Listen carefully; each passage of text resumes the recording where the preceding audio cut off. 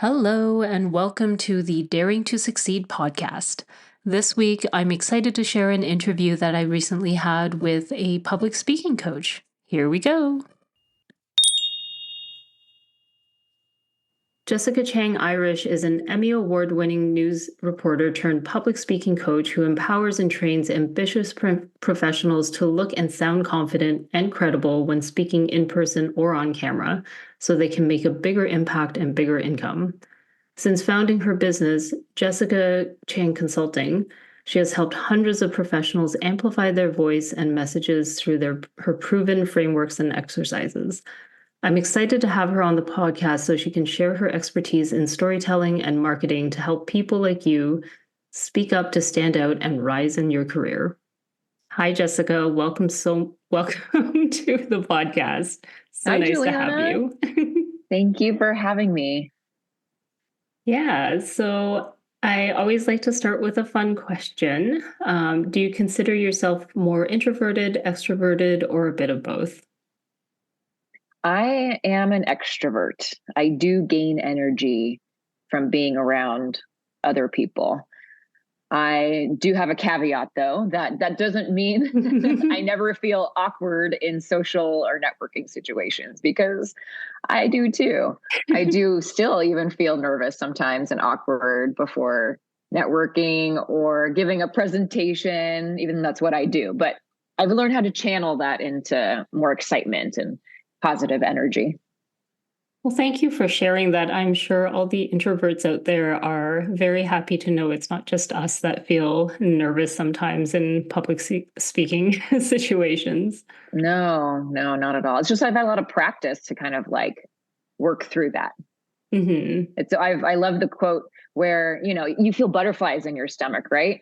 And so there's a quote that is something like this: it's okay to have butterflies as long as they're flying in the same direction. Ooh, I haven't heard if that.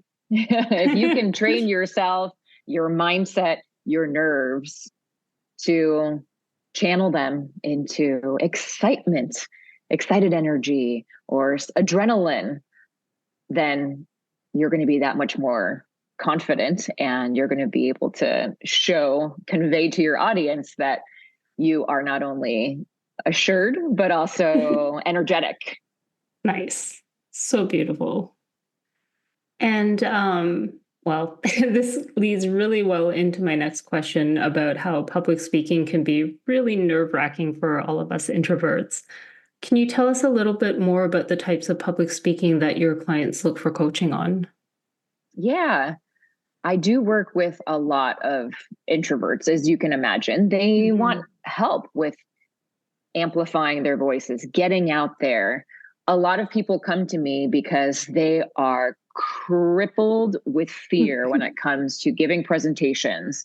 A lot of them say, like, I'm okay talking one-on-one with people. I'm great speaking one-on-one. But when it comes to presenting in front of a group, I get tongue-tied, I freeze, I feel sick to my stomach, and they just avoid it all. But they come to me because they know they have to get over that, or they have to work through that in order to rise in their careers. Mm-hmm. I worked with a client earlier this year who is an executive with a nonprofit organization, a really renowned one. And she felt so terrified speaking in front of the board of directors. Oh. She was intimidated. And I bet some of you guys feel that way too. I've felt that way when I've worked at a nonprofit organization. It's like, oh, all these people are so smart and successful. What do I have to say to them that's going to be of value to them, right? And so he or she knew that she was holding herself back. Right. She was the COO, had an opportunity. There was an opening for the CEO position, but she didn't go for it because she knew how public facing it was. Right. How many of you have been in that kind of situation where you hold yourselves back because of all the speaking and public speaking you have to do and socializing, hobnobbing? And so I worked with her. First off, in the very, very first session, I asked her to define and refine her why. What is her purpose, her reason for waking up in the morning, and to define also her brand superpowers. And she noted her brand superpowers as transparent, collaborative, and honest. Okay. And so this was built into her why. And everything I do, I believe, and that's a really good prompt if you want to define your why. And everything I do, I believe in working with my team, who's something like this, right, in a way that's transparent, honest, and collaborative. Something like it. Very, very simple. There was more to it, but you can incorporate your brand superpowers into your why. Okay. So going back to those brand superpowers, identify what is it that you're proud of? What qualities are you proud of that you also want to be perceived as? So for this person, again, it was transparent, honest, collaborative. For you, it could be you having integrity, right, empathy, hardworking, detail-oriented, whatever it is. Be proud of those and step into those qualities. If she had not stepped into being transparent, being honest, and being collaborative, then she would stay hidden. Right. But if she steps into those qualities, then it's like, well, I'm not living these out if I'm not sharing the operations updates with the board of directors, right? Does that make sense? Yeah. So think about it. Like if I'm hiding myself and if I'm not going out to those networking events or I'm not stepping up for those presentations, am I living out my qualities that I'm proud of and I want to be perceived as? So that for a lot of my clients, that is the transformation, that mindset transformation at the very, very first session. That is the foundation to help them, to help us pave the way for the rest of their sessions together, where we can get into the tactical public speaking tips and frameworks for building a presentation or for thinking about how to network with more intention. So a lot of people come to me because they feel like they're robotic. I feel like I am just reciting or reading off of a script and they're feeling like, I just don't know how to make my presentation interesting. Right. How do I get their attention? How do I keep their attention? How do I tell stories better? So it runs the gamut as far as how I coach my clients. Right. And I love that for a foundation, especially for introverts who, anytime we have to talk about ourselves or put ourselves out there, it feels like bragging. We don't really like to talk about ourselves. But framing it, I think, in terms of what we're proud of, I think can really help, because then it's less about who we are and, like you said, that your brand, your identity, the thing that you're proud of and want to be known for. I just love that so much for an introvert. Oh, good. I'm glad that it resonates with you. Mm-hmm. And you recently interviewed me about public speaking tips for introverts, and we did find that there were a lot of tips that work really well for both introverts and extroverts. As a public speaking coach, what are your favorite public speaking tips that you find work for everyone? Yes, and I love the conversation that we had before. It was so insightful for me because since I do work with a lot of introverts, it's great to be able to tap into your mind and where you're coming from and how I can be of more help and just be more sympathetic to your zone and your natural tendencies as introverts. So as far as presentations or networking, no matter what the situation is, I want you to always think about first off is who is your audience and what's in it for them. Okay.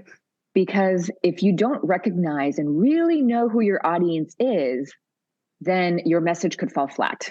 Then you're not going to have a successful presentation or conversation with someone. So think about, is your audience Is your audience, for an interview, for instance, even a job interview, get to know them. Right. For a networking event, do the research ahead of time. Look at the website for whatever event you're going to, the organization that's hosting the event, or the company that you're interviewing with, the company or your colleagues that you're presenting to. Find out who they are, what their core values are as a company or organization. Find out who the individuals are who will be there, and note, maybe you guys have things in common. Maybe you're all parents. Maybe you're dog lovers, dog owners. Maybe you have commonalities in how you climbed the career ladder. Right. And so in that case, you can give examples, anecdotes, stories throughout your presentation or throughout your conversation that will resonate with them. It's like you're getting a little clue, a little glimpse into who they are as people so that you can connect with them. And that's what you really want to do, learning who they are so that you can build that deeper connection. And then that conversation, that interview, that presentation just rolls more naturally. And then subsequently, you're going to have more confidence going into that speaking engagement, whatever it might be.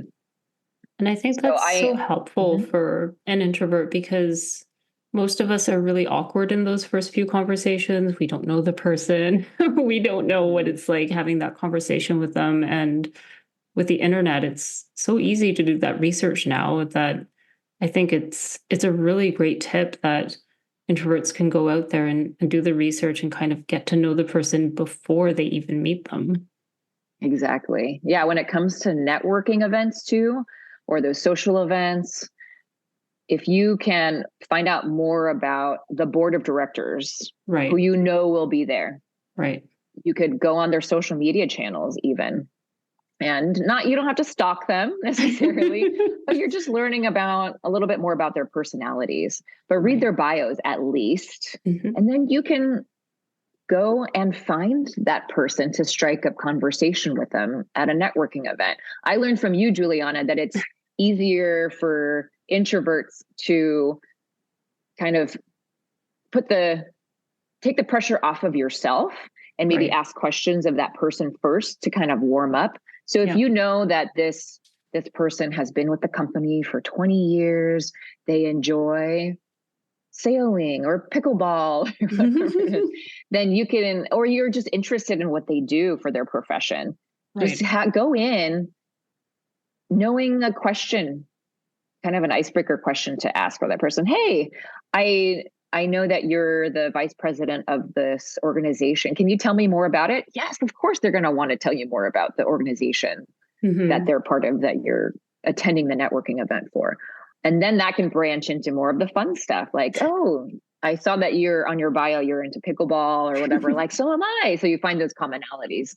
So you're, again, building that connection with that person with some more intention that makes it a little easier for you. Yeah. And when it comes to presentations, knowing your audience, obviously, again, will help. And I want to give a really quick tip for you all when you're planning a presentation about how to catch your audience's attention in the first 5 seconds. I mean, we all know that if you don't kick it off in a strong way that's engaging, you're going to lose your audience right from the start, right? So the beginning is really important. And there are a few ways to catch their attention. The one I love to go to, my go-to, is starting with a question to which your audience members, at least most of them, will answer yes to, or raise their hand to. So you could start with a question. Like, oftentimes when I'm doing a presentation or workshop about how to present in a more engaging and compelling way, I ask everyone, how many of you have given a presentation? Okay. Right. Everyone raises their hand, right? Yeah. And how many of you feel symptoms like this, like butterflies? You feel your heart pounding, and then everyone's going to raise their hand too, right? So one, you're catching their attention, and that if they're saying yes or raising their hand, then it makes them think, oh, she's talking to me. Well, then I better pay attention. Like, this is for me. Right. So again, the more you know your audience, the better. But those are easy, no-brainer kinds of questions, right? Again, if you know your audience, then you're going to know what they're going to answer yes to. How Right. many of you, starting with how many of you, or raise your hand if, and then they will say yes. And then you go on, you proceed with the kind of the introduction to your presentation. Another great way to start a presentation is with a story or anecdote, and that helps to draw people in. You could also start with a inspiring or a compelling quote, Right. whether it's from someone renowned in your industry or even yourself. Like I started our conversation, not at the very beginning, but sharing that quote about butterflies in your stomach. And it makes people think, right? It kind of draws you in, makes people think. And then that's the beginning of the presentation. And then the end of the presentation too. A lot of the endings fall flat because we're working so hard on the beginning and the middle and the core of the presentation that we forget about how to end it. How do we want to leave a lasting positive impression with our audience? And ways you can do that are with a call to action. So something like, be sure to contact me to have, so we can continue this conversation. As simple as that, right? Here's my contact info. Or it could be if you're speaking on behalf of a nonprofit organization, it's remember how important it is to donate today. Even $5 will help these children have a better holiday season, something like that, right? Just something that the audience members can do because they're feeling inspired now. They're feeling pumped with what you've shared with them. So what can they do? What's the next step that they can do? Nice. And then another really great tip, just overall, when it comes to speaking for a presentation, for on camera, for Zoom meetings, for interviews, is just record yourself. You could record your voice. Ooh. You could record, I know it's awkward and it's kind of intimidating, but only you're going to hear it. Okay. And this is going to help you improve. I mean, just like if you were an athlete or, in any other part of your career, it's like you review your performance, right? Okay. You review what you've done, you evaluate. So if you're recording your voice in a presentation maybe, or you're recording a Zoom meeting, watch or listen to yourself over again and notice the idiosyncrasies you might have. Notice your filler words. Right. And if it's distracting, notice the body language, the gestures that you use. And from there, there's so many things, even for me, that I didn't realize until I watched myself. Right. Or listen to myself. And it's really valuable. I did that obviously as a TV news reporter and continue to do that and share that tip with my clients today. I did that with a client not too long ago. We were on Zoom and we recorded it. And she's like, I didn't realize how much I do use my hands and my body language. She thought she was just unanimated and just not very dynamic. But after watching herself, she realized, okay, it makes such a difference when I do use my hands, when I keep it in screen, right? Or if I smile, how I thought I was smiling, but I noticed, and this happens a lot with my clients, I thought I was smiling, but I noticed that it didn't come across that way. Okay. So you might realize some things that will help you improve for your next presentations or video meetings. Yeah. And I know our introverts might be super uncomfortable because I got butterflies in my stomach just thinking about that. But having to record and edit my own podcasts, I know that it does get easier over time, right? Like watching yourself or listening to yourself, and especially knowing that it's just for you, that might be a little bit easier. Maybe you start with something small, maybe something that you've recorded just for yourself and not a meeting, just to get your toes wet. But exactly, just for yourself, just on your phone. Yeah.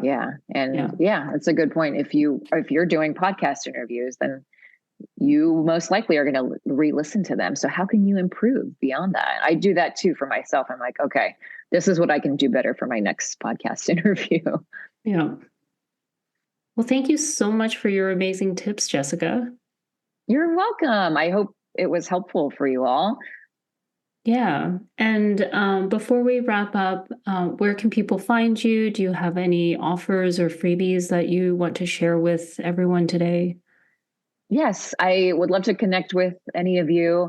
I'm on LinkedIn at Jessica Chang-Irish, Instagram also at Jessica Chang-Irish. And my website is jessicachangconsulting.com. And I do have a free resource for you for those of you who want to introduce yourself with more intention. So it's a worksheet and it has a formula on how to introduce yourself, keeping your audience in mind. Nice. And to be able to make that more of that emotional connection with them.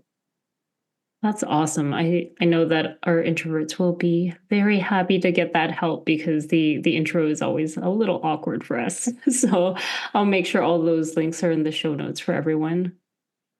Thank you, Juliana. Thanks to all of you for listening. Yeah, thanks so much. Bye now.